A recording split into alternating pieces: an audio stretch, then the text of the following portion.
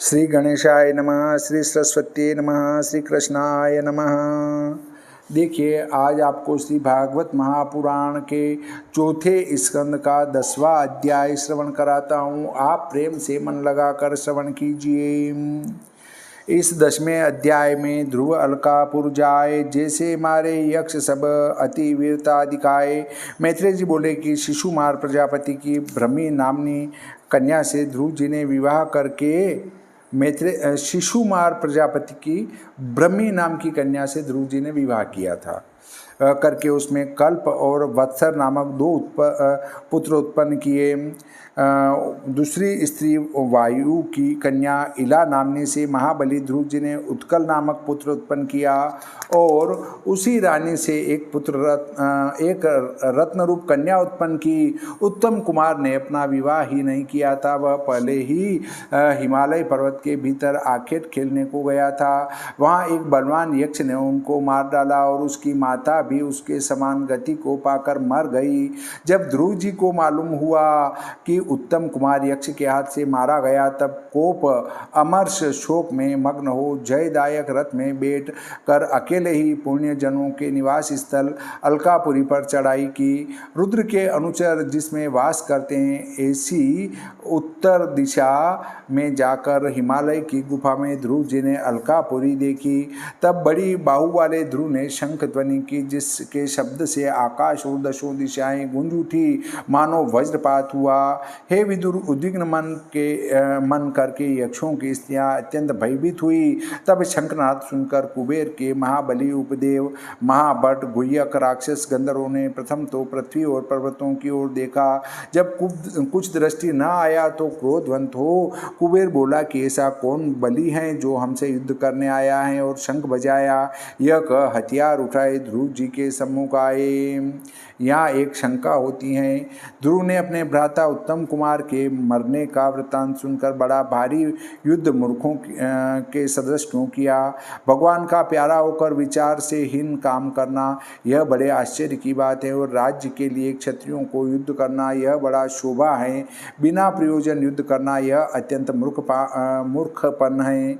भाई के मरण का उत्तर है कि भाई के मरण का कारण सुनकर क्षत्रियों को निंदित है, ऐसा ध्रुव जी जानते रहे तो भी लोक की निंदा से डरे कि सब जगत में दुर्नामता होगी कि ध्रुव के भाई को यक्षों ने मार डाला, और ध्रुव ने कुछ भी उनसे बदला नहीं लिया और यक्षों को त्रास नहीं दिया। यह कायरपन क्षत्रियों को नहीं करना चाहिए। इस लोक निंदा के भय से भगवान के प्यारे ध्रुव जी ने यक्षों के साथ युद्ध किया। ध्रुव जी प्रचंड को दंड हाथ में लेकर सारथी से बोले कि शीघ्र रथ को ले शत्रु सेना की ओर चल। आज इस शत्रु दल को मारकर मन की अभिलाषा पूर्ण करूंगा।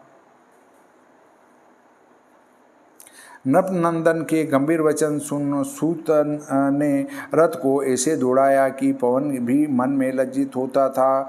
जाते ही धनुष टंकार मार मार कर मचा दी, और रथ को ऐसा दौड़ाता फिरता था जैसे घर में दामिनी दौड़ती हैं। कभी यहाँ कभी वहाँ बाणों से चारों ओर ऐसा अंधकार छा गया कि वीरों को दिशाओं का ज्ञान भी नहीं रहा कि कहाँ है और पूर्व और कहाँ है पश्चिम। एक एक यक्ष के 3-3 बाण एक संग मारे। जब उनके मस्तकों में तीक्ष्ण बाणों के घाव लगे, तब सब अपने आत्मा का पराजय मानकर ध्रुव के पराक्रम और वीरता की प्रशंसा करने लगे। परंतु ध्रुव जी की धीरता और वीरता यक्षों से सही नहीं गई। जैसे भुजंग के अंग में पांव लगने से वह उसका सहन नहीं कर सकता, इसी प्रकार यक्षों के हृदय में क्रोध की दावानल भड़की और महाक्रोधवंत हो ध्रुव से द्विगुण बाण चलाने लगे, क्योंकि इनको तो अपना बदला लेना था। परिग, निस्त्रिंश, पाश, शूल, खड्ग, परशु, शक्ति, रिष्टि, भुषुंडी और विचित्र पक्षों वाले विशिख वर्षाने लगे। 1,30,000 यक्षों ने ध्रुव जी को चारों ओर से आकर घेर लिया और अपने अपने रथों पर बैठे अत्यंत कुपित हो बाण चला रहे थे।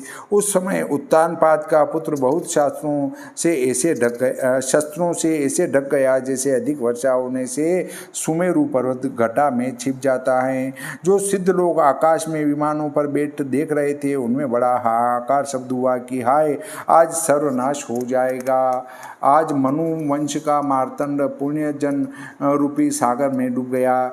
जय चाहने वाले यातुदान जब युद्ध स्थल में जय जय शब्द उच्चारण करने लगे उस समय ध्रुव के रथ का एक ऐसा प्रकाश हुआ जैसे कोहरा में सूर्य निकलता है और दसों दिशाओं में प्रकाश हो जाता है। उस समय ध्रुव जी ने अपने दिव्य धनुष की टंकार कर द्वेष और खेद के उत्पन्न करने वाले शत्रुओं के शस्त्र समूहों को अपने तीव्र बाणों से काट काट कर ऐसे बिखेर दिया जैसे पवन मेघों के समूह को खंड खंड कर देता है।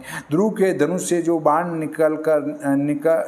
निकलते थे वे यक्षों के कवचों को भेद कर उनके शरीर के भीतर ऐसे घुस जाते थे जैसे वज्र पर्वत को तोड़कर भीतर प्रवेश करता है। एक एक बाण 10-10 राक्षसों के हृदय को विदीर्ण कर निकल जाता था। ऐसे लक्षों बाण ध्रुव ने यक्षों को मारे। कंचन के कुंडल जिनमें झलक रहे ऐसे ऐसे सहस्रों शरों से छिदे हुए हैं और हेमल तालसम जंगा कंकण भुजबंद जिनमें शोभित ऐसी सहस्त्रों भुजाएं काट डाली। हार, केयूर, मुकुट, पगड़ियों से ढकी हुई संग्राम भूमि योद्धाओं का मन मोहने वाली ऐसी अनुपम शोभा दिखाई देती थी मानो नए श्रृंगार किए आनंद में मग्न है। क्षत्रिय वंश उजागर जो ध्रुव जी हैं उनके तीक्ष्ण बाणों से जिनके अंग कट गए थे ऐसे वीर पुरुष रण स्थल में पड़े थे और जो मरने से बच रहे थे वे संग्रामांगण से ऐसे भाग गए जैसे पंचानन को देखते ही हाथियों के युद्ध पलायन हो जाते हैं। मनुकुल भूषण ध्रुव जी ने जब उस महासंग्राम में किसी शस्त्रधारी को खड़ा न देखा तो शत्रु की पुरी में जाने का विचार किया। फिर मन ही मन में विचारा कि यह गुह्यक लोग बड़े मायावी होते हैं, न जानिए क्या उपद्रव कर बैठे, इनके कर्तव्य को मैं नहीं जान सकता। हे सारथी, तेरी क्या इच्छा है, मैं नगर में जाऊं व न जाऊं? सारथी बोला कि हे नाथ, कदापि भूलकर भी नगर में पेशार न कीजिए, क्योंकि माया रचने में ये यक्ष लोग बड़े छली और बड़े बली हैं।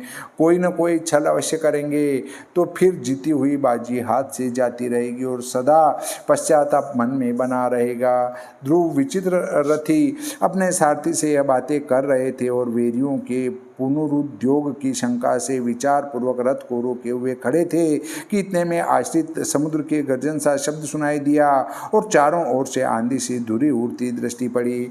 पवन ऐसे वेग से चलने लगी मानो आज ही सब भूमि में भूद्रों को उखाड़ फेंक देगी। एक क्षण मात्र में सब गगन मंडल मेघ समूहों से व्याप्त हो गया। संसार में अंधकार छा गया। चारों ओर अनेक प्रकार की दामिनी दमकने लगी। महाभयानक वज्रपात होने लगा और बादल के गर्जने का ऐसा महाघोर शब्द होता था मानो आज ही प्रलय हो जाएगी। हे पाप रहित विदुर, क्षण मात्र के पश्चात आकाश से रक्त की धारा बरसने लगी। पूरी पीव, मूत्र, चर्बी, मांसादिक अदम पदार्थों की वृष्टि होने लगी और ध्रुव के आगे आकर कबंध गिरने लगे। फिर आकाश में एक बड़ा लंबा चौड़ा पहाड़ दिखाई दिया मानो चारों दिशाओं में एक वितान तान दिया है और फिर उसमें से लाखों पाषाण गिरने लगे।